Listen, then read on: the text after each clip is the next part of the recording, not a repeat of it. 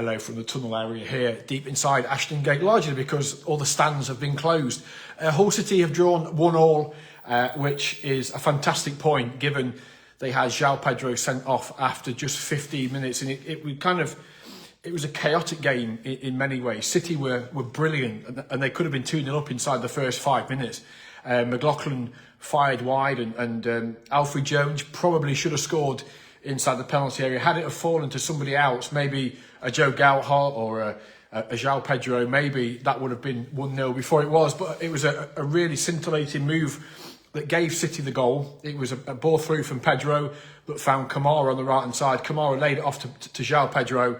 Puerta's pass for Kamara. Kamara touched it into the path of Pedro. Beautiful spin and kind of run and finish in front of the City fans to give City the lead, I think, after 13 minutes. And then the game changed. The game was effectively, it was completely spoiled, really. A moment later, basically from the kick-off, Bristol City had the ball just inside the City half. Joao Pedro came tearing across along with Carl Joseph, and Pedro kind of slid in, pulled out of the challenge, but slid in on George Tanner. Didn't really, I'm not sure he caught him, but referee James Lillington was straight over and sent him off, and that was it. So after 14 minutes, City were a goal up but a man down, and it was a credit to them that they got to half-time with that 1-0 lead intact. Bristol City had chances, lots of pressure, but then if you think of the saves that at that point Ivor Pandor had to make, none of them were overly difficult. You know, Sinclair Armstrong, who funny enough was a target for Hull City a season or so ago. He lofted a couple of headers onto the roof of the net. But that was as far as it came. But you kind of knew that second half would be like the Alamo, and it was. And it was 54 minutes. They got a penalty.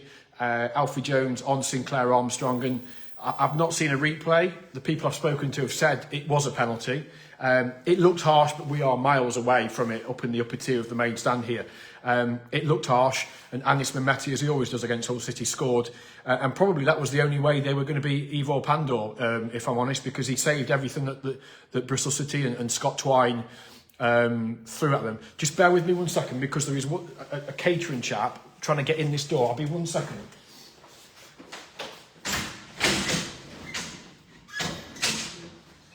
So that was, apologies for that, you've got to do the right thing, haven't you? So that was 1-1, and you kind of thought, here we go then, what is going to happen here? Are City going to go under? Are Bristol City going to kind of make their dominance pay? But in truth, there were a lot of nervy moments, but they kind of kept them at arm's length. Pandor made a couple of great saves. You know, as I say, Scott Twine was doing everything to try and score against his former club. Him and Puerta exchanged verbals. I kind of felt like Twine was going to do anything he could to go down outside the penalty area and get a set piece, get a free kick. Obviously, he's known for his set pieces. City weren't daft enough. A couple of moments, one in each half, they gave away a silly free kick, but Twine never really threatened.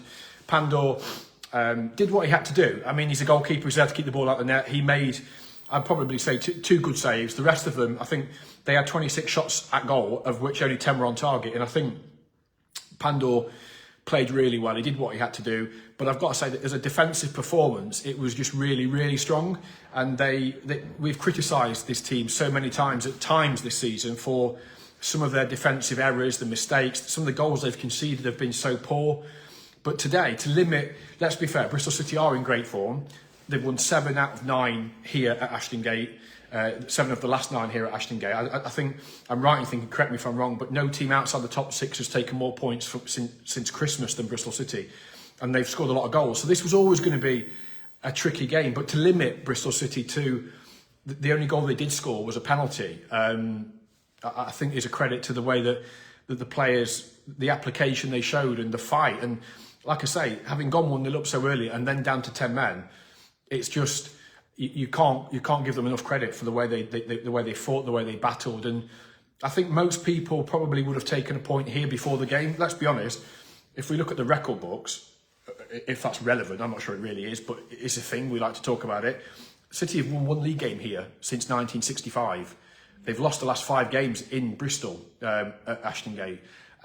They've had 1 league win. since 1965, and that came back in 2012. So this hasn't been a happy hunting ground for City. I guess my biggest frustration, and probably everybody like you guys, is they were so good in that first 10, 12 minutes. They scored a great goal and they 1-0 up. And we'll never know, will we? But you kind of felt that if they could have just, if the red card didn't happen, then it would have been fascinating to see how the game plays out, because Bristol City were poor to start with. They were making mistakes. The ball was going out of play. The fans were getting edgy. Obviously, City scored a great goal to go 1-0 up. I just would have liked to have seen what would have happened next. If buts, maybes, of course, that's not how it played out, and we'll never know. But like I say, we've criticised them between us an awful lot this season, and at times it's been deserved. Let's be fair. Some of the performances haven't been good enough. They've let themselves down on more than one occasion. But today they showed a real togetherness, a real determination that they weren't going to lose this game. And yeah, Bristol City got a point, they got a penalty, but that is the only way that Bristol City could break them down, was from the penalty spot. And that's almost a kind of like you'd say in cricket, a moral victory for the bowler. City have got a point, but they've also got, for me, a moral victory in the sense that they've come here and played. I think somebody told me it was 87 minutes altogether, if you include added on time and stuff. 87 minutes with 10 men at Bristol City, and they've got away with a point. I think it augurs well. I think 4 points from these two games, and it's been a really good response to what happened in Cardiff. That's 3 points against Plymouth in the must-win game, a point here, which, as I said before, most of us would have taken at the start of play 11v11. So certainly 10v or 11v10 for the best part of 90 minutes, I think we take. Yeah, let me just scroll back. Johnny, yeah, and there's one or two others mentioning the referee's performance. James Lillington was the ref. I thought he was fussy for both teams. One or two people I've had conversations with here didn't agree. They felt he was fair. Look, the two decisions, we could debate the two decisions all day long. What I would say is Joao doesn't need to do what Joao did. And it's probably adrenaline, it's probably a rush of blood, the excitement of scoring the goal, that he goes and makes that tackle. He didn't need to make the tackle. Tanner's going nowhere. Carl Joseph is there. But these things happen, don't they? And it's about how you have setbacks in football and within games and in games within games. And it's about how you respond to those setbacks. And as a collective, Hull City were more than good value for the point, because I don't think Bristol City, I think they'll be disappointed with the way they lacked that cutting edge in front of goal. Yes, they created a lot of moments, a lot of crosses in the box. They've worked the goalkeeper, but have they worked the goalkeeper enough? A lot of shots from outside the penalty area that you would expect a goalkeeper of Evil's calibre to be repelling. I thought Charlie Hughes was great today. I thought Louis and Sean on the flanks. Abu Kamara, credit to him, because obviously after Joao got sent off, Abu became kind of a left back, and when they went five at the back. Puerta and Alzate in midfield covered a lot of ground, as did Joseph. A lot of work that they had to do, chasing and blocking and stuff like that. But that's what you've got to do if you want to be a championship footballer. You've got to, and you want to get points and stay in the league. You've got to do it. Yeah, Alan, it is a 3-game ban for Pedro, which is obviously the big negative to come out of today, is the fact that Joao Pedro is, as it stands, going to miss 3 games. It'll be really interesting to see if they appeal it. It wouldn't surprise me if they did. Personally, I don't think it'll get overturned, because I think the referee will point to the intent. Yes, he's not caught Tanner, and if he had caught Tanner might have had a problem.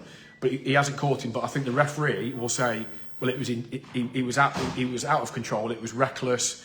It was endangering another player, and therefore I was right to send him off. I don't think it's clear. I don't think there's enough doubt in it for the 3-person panel to overturn it if they do appeal it.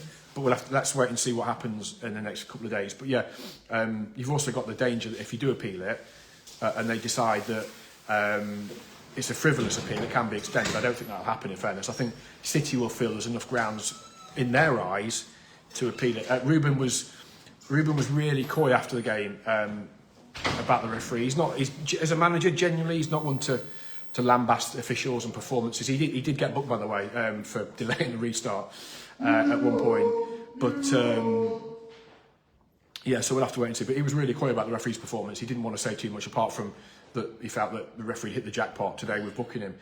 He preferred, and rightly so, to talk about City's attitude, City's spirit, the way they fought and they battled, and how he was proud of the performance. And I think that's exactly right. You know, you've come here, played 90 minutes best part of with 10 men, and you've come away with a positive result. So, yeah, I get that. He doesn't want to, and he also doesn't want to get himself in trouble. You know how touchy the FA can be, and they don't take any stick towards referees at all. So if he'd have said anything dodgy, they would hammer him with a fine and potentially a touchline ban. He doesn't want to do that, and rightly so, just for having a pot shot at the referee in the media. So, yeah, I think all in all, like I say, you're really proud of them because to a man they were exceptional, the way they fought for that point.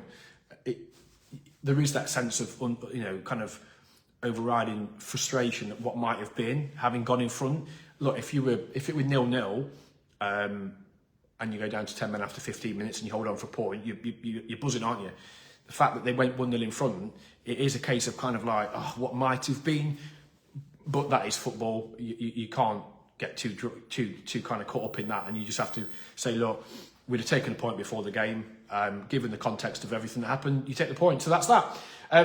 Thankfully, Louis Coyle came off with a knock, but I think the manager, Louis came in to speak to us actually, and he was hobbling a bit, but he said I'll be fine. He's got a bit of a knock, but he'll be all right. So it looks like a clean bill of health for Wednesday night against Oxford, which obviously is another huge game. Elsewhere, Luton got smashed 4-0 at Burnley. We were all wondering kind of what happened to Luton. They've won a game for the first time this year. Would that kick them on? Admittedly, it was at Burnley. They've lost. Plymouth got tonked at home. I think they're going to. We've said for weeks, haven't we? We think Plymouth are going to go. Big win for Derby County, their first win of the year. So the gap to City in the bottom three is still 5 points. Now with 10 games to go, goal difference is still much better, so that's 6 points. Big opportunity on Wednesday night against Oxford, although Gary Rowett's side were very good at Norwich last night to get a point having gone behind after 5 minutes. So that isn't going to be an easy game. But 2 games before the international break, I think if they could make it back-to-back wins at home against Oxford, that would be huge for them, wouldn't it? And then especially going to West Brom, who have won again today and are firmly in the playoff picture. Danny, yeah, I've not really seen. I saw it real time, and it all happened very quickly. So it's difficult from where we were to see exactly what had happened because we were behind. Kind of, you'd got Pedro here, you'd got Joseph and Tanner, and the referee. So it was in real time. It was hard to see exactly what happened. The replay I've seen, it just happened so quickly. What I would say, and I'm not. I just think Pedro gives the referee a decision to make that he didn't need to make. In that moment, they've just gone 1-0 in front. They've got control of the football match. Bristol City hadn't started well. City were in front. I just don't think that Joao needed to do that challenge. As I say, Tanner is going. He's in City's half, but he's 10 yards from the halfway line. He's a long way from goal, and you've got Carl Joseph there. So I just don't. But look, it's easy to say sat in the stand or watching on telly. He's full of adrenaline. He's just scored a fantastic goal. And these things happen, and luckily for him, City, his teammates battled really hard and got him out of the mess, but they got a point and they deserved it. Lee, yeah, I thought the fans were really great second half, especially when City won the toss and spun Bristol City around, and they prefer to attack the away fans in the first half and go towards their fans in the second half. So I thought that was an interesting psychological win from our boys to attack our end first. But yeah, I thought the away fans, 639 I think was the official away attendance, and it was £35 a ticket, so credit where credit's due. But yeah, no doubt with Bristol City attacking the City end second half that the fans did make a difference. What else have we got on here? Steve, in terms of points for safety, difficult one. I know in the past Birmingham went down with 50, didn't they? I don't think it's going to need that. I don't see Derby, Luton and Plymouth getting anywhere near that. I mean, you can't rule it out. Funny things happen when you get into the final 10 games of a season. Funny things happen.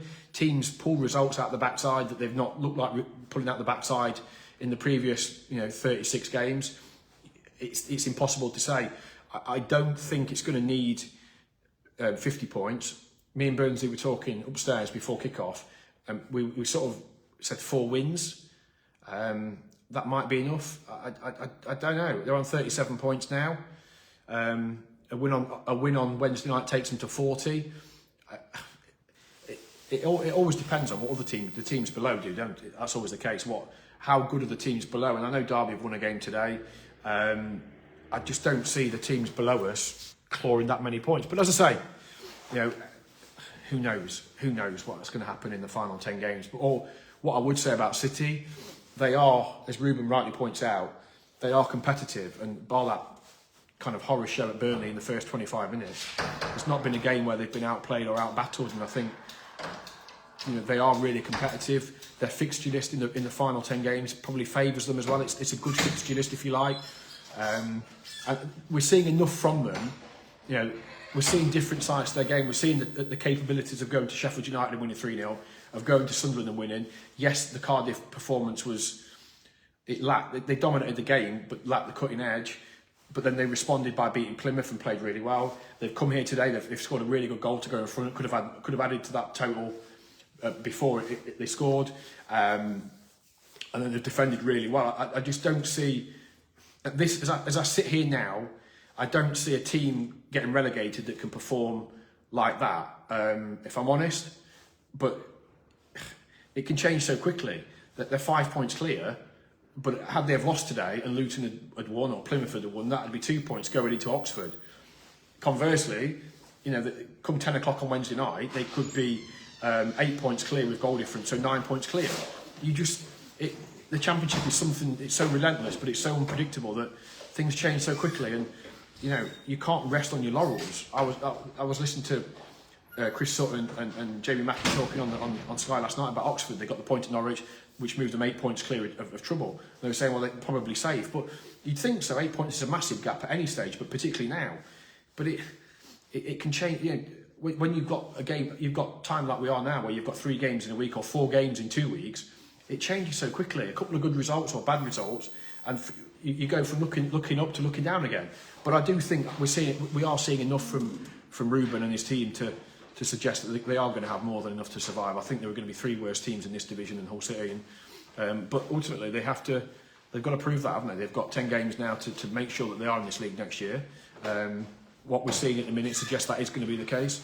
But they have to keep churning out performances. They've got to beat Oxford. Robert, I think 3 wins and a draw and a couple of draws here and there. Yeah, you're probably right. As I say, it's difficult to know what is needed, because it's so much of it depends on what the teams around you do. And obviously Plymouth they were beaten 3-0 today at home by Sheffield Wednesday. Luton was smashed 4-0 at Burnley, and Derby County beat Blackburn. Again, you wouldn't have expected Derby to have beaten Blackburn. So perhaps, given Blackburn's form, and Derby have been completely hapless since Christmas, or since Boxing Day. So yeah, I mean, we'll have to wait and see. But I'm seeing enough from, as I say, I'm seeing enough from Ruben and his team that tells me they're going to scrap enough points between now and the end of the season to be more than safe. And they've got Luton to come at home, they've got Oxford to come at home, they've got Derby County to come at home, and hopefully before we all go for a nice weekend on the South Coast, it's done and dusted before we go to Plymouth on final day. Barry, in terms of Liam Miller, well, check out the 1904 Club podcast, because I did a feature-length interview with him a week or so ago, where he talks about his recovery from that ACL injury, how he's getting on, his progress. He's progressing. He's ahead of schedule. He's doing really well. He's back he's back running, which is great. So, I mean, we're not going to see him or Mohamed Baloumi until the back end of pre-season, back in training, that is. So we'll have to wait and see. But it's great.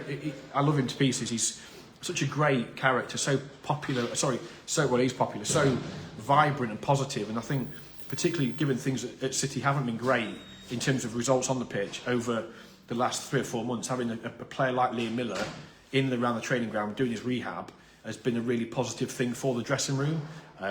So we'll have to, but we wish him well, and we know he's been a big loss this season, hasn't he? As has Mohamed Baloumi, and Elliot Matazo had his surgery in the week, which is great. That's ahead of schedule, because normally it 2 or 3 weeks for them to the knee to the swelling in the knee to go down a bit. But he had his surgery, that went well. So yeah, all good. Right, that's it from here at Ashton Gate. We've got to go.